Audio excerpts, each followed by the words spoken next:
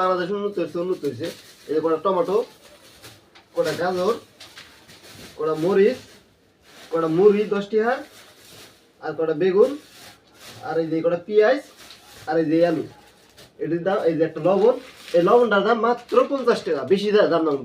উন্নত বাংলাদেশ তাই মাত্র 50 টাকা 1 কেজি লবণের দাম। যেহেতু আমরা এখন অনেক উন্নতি করছি তাই বাংলাদেশের দাম 50 টাকা। বাংলাদেশে এই লবণটা 1 কেজি লবণের দাম 50 টাকা। ঠিক আছে। এই যে একটা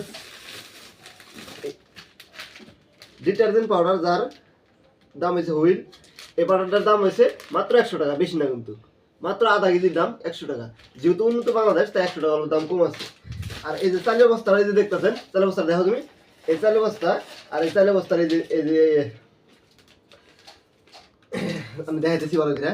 এই চালটা কিন্তু ইন্ডিয়া আসামে যে মানে স্বস্তিক চালটা আছে, এই চালটা দেখা হবে যে স্বস্তিক চালটা 40 টাকা কেজি, হয়তো 42 টাকা হইতে পারে, সেই চালের মতোই টেস্টটা ওই রকমই। এই চালের দাম হলো মাত্র 80 টাকা। যেহেতু নতুন সরকার পরে মানে উন্নত করা হয়েছে না, তাই মাত্র 80 টাকা দাম এই চালের কেজির দাম। আর এই যে 25 কেজি চালের দাম এই যে 2020 টাকা। দামটা দেখাও, এই দামটা ক্লিয়ার করো টাচ দাও, ক্লিয়ার হয়েছে। মাত্র 2020 টাকা এই যে 25 কেজি চালের দাম। তো আর কি দাম, এই যে আলু, ওই যে আলুটা দাম আর করলাম না, যেহেতু আলুর দাম করলে খাবার আরো মাথাটা নষ্ট করে আলুর দামটা পাচ্ছিলাম। আজকে এই পর্যন্তই, আর পরবর্তীতে আর কিছু কিনে আনলে তখন আবার দেখাইতেছি।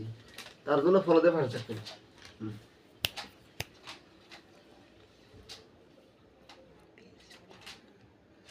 হয়েছে ভিডিও শেষ করো।